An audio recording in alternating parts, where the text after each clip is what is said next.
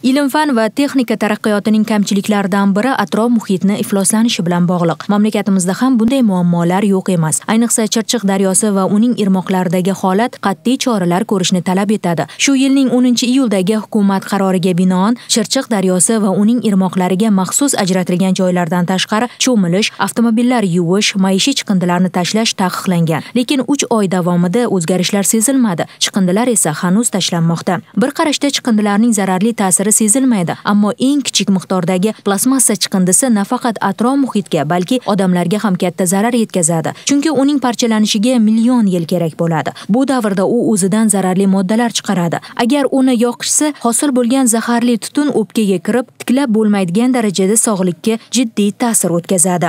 Chirchiq sohillarida bir uyum chiqindi yotsa, uni olib tashlash o'rniga yana ko'paytirishsa, bundan nima foyda? Ijodiy jamoamiz aynan shunday holatning guvohi bo'ldi. Yaqin atrofdagi aholi esa tashlanayotgan chiqindilar va hiddan tashqari yana ko'plab muammolarga duch kelmoqda. Coca-Cola zavodidan asnovni bizda yozda sasib ketgan paytida umuman oldidan o'tib bo'lmaydi.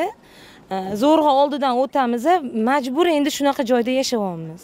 Bunaqa sassiq joyda qanaqa qilib yashaysizlar degan odamlarning gaplariga ham chidab kelamiz. Lekin biza o'sha yozlarda bizaga ham keladi. Aslida kechqurun yarim kechasiga soat 12 dan keyin ham ochib yuborishadi. Axlat to'lib ketgan bizani Chirchiq tomonimizga kelib mashinada to'kib ketishyapti. Kerak bo'lsa, katta gurzovoy mashinalarda to'kib ketishyapti shunaqa axlatlarni. Asnovni anta chiqadigan hidga chidab bo'lmaydi. Rostmana farzandlarimizga ham, boshqaga ham butun sog'lig'iga ta'sir qiladi bu narsa. Chunki biza iloji yo'q, oynalarni ochib qo'yamiz, yozlarda uyimizgacha kirib ketadi. Uylarimizga hidli urib qoladi. Tekshiruvchilar kelgan paytida bularning qanaqadir dorisi bor, dorini sepishadi, hidlarni yo'q qilishadi. Bularning o'zini dorisi bor. O'shani dorini hidni qo'yib yuborayotganda sep borsa bo'ladi-ku. Imini tekshiruvchilar kelgan paytda sep borishadi, shu bilan haligi hid yo'q bo'lib ketadi. Chirchiqimiz ham bo'yiga mashinalarda musullar tashab ketishadi. Ko'chalarimiz mana bu ahvol. Achchisnoy ham sasiydi. Keyin mana qatlaga chiqdim men. Mana shu dacha holda qolgani uchun men o'zim propiskamni qila olmayapman. 4 oy, mana 5-oy ketyapti. Qatga borsam, sizni anaqangiz dala hovlida turar ekansiz. U yerda mahalla anaqasi berilmagan. Agar mahalla statusi berilgan bo'lganda, u yerda anaqa propiska ochilardi. Qatga qo'yishimga men hayronman. 1 yildan keyin bolalarim уже pasport olish kerak. O'zim nogironligiga chiqishim kerak. Shu mahalla bo'lib ketsa bizga yaxshi edi. Shu mana shu musullar ham to'kishmasmidi. Hozir bunday ko'chalarni ko'rsanglar, o'nqir mana bunaqa toshlar.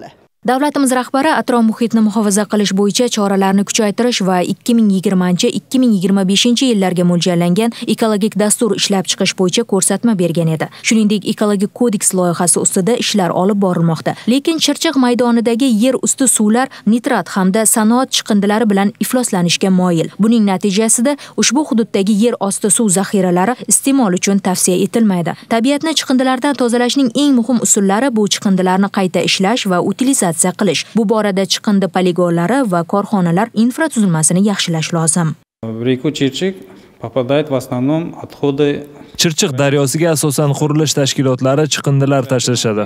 Buning oldini olish maqsadida Toshkent viloyatida qurilish chiqindilari uchun alohida poligon tashkil qilindi. Endilikda qurilish chiqindilari aynan shu yerga tashlanishi shart. Shuningdek, sanitariya xizmatlari bilan shu yilning oxiriga qadar aholining 90% ni qamrab olish choralari ko'rilmoqda. Chiqindilarni belgilanmagan joylarga tashlayotganlarga nisbatan qanday choralar ko'rilmoqda?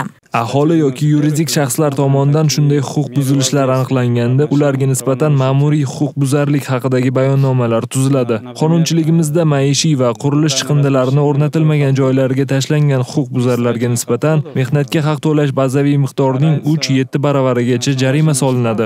2020-yilning 9 oy mobaynida 20 mingdan ziyod shunday bayonnoma tuzilib, jarima solingan. To'g'ri, To'g'ri, ekologiya bir qarashda foyda keltirmaydigan soha tuyulsa-da, u hayotiy ahamiyatga ega va doimo mablag'larni talab etadi. O'zbekistonda ishlayotgan chiqindixonalarning holati sanitariya-epidemiologik va ekologik talablarga javob bermaydi. Ularda ifloslantiruvchi moddalarning yer osti suvlarga kirishiga to'sqinlik qiladigan himoya qatlami yo'q. Shuningdek, ularda drenaj tizimi ko'zda tutilmagan. Poligonlar uchun yerlar ajratishda esa hattoki shamol yo'nalishi hisobga olinmagan. Mazkur yo'nalishda yig'ilib qolgan muammolarni hal qilish uchun 2019-2028 yillarga mo'ljallangan qattiq maishiy chiqindilarga oid strategiya ishlab chiqilgan. Bundan tashqari, chiqindilar to'g'risidagi qonun loyihasining yangi tahriri tayyorlangan. Strategiyada mavjudlarini optimallashtirish hamda 59 ta yangi zamonaviy poligon qurish ko'zda tutilgan. Shuningdek, chiqindilarni qabul qilish stansiyalari quriladi. Soha mutaxassislari oldida qilinishi lozim bo'lgan ko'plab vazifalar bor. Xususan, qattiq maishiy chiqindilar hosil bo'lishining o'sish sur'atlarini pasaytirish, ularning xavfli xususiyatlarini kamaytirish, chiqindilardan olingan xom ashyo, energiya va materiallardan qayta foydalanish hamda qayta ishlashga yaroqsiz komponentlarni zararsizlantirish juda muhim. Mutaxassislarning so'zlariga ko'ra, qattiq maishiy chiqindilarni saralash va qayta ishlash korxonalariga yetkazib berishda davlat ko'magi ko'rsatilsa, nafaqat ikkilamchi xom ashyoni qayta ishlash ulushini ko'paytirish, balki poligonlardagi chiqindilarni sezilarli darajada kamaytirish mumkin. Buning natijasida mamlakatda ekologik vaziyatni yaxshilashga erishamiz. Ko'plab savollar o'z javobini kutmoqda. Loyiha ishlaydimi? Korxonalar qanday choralar ko'radi va qachon Chirchiq daryosi o'z asliga qaytadi?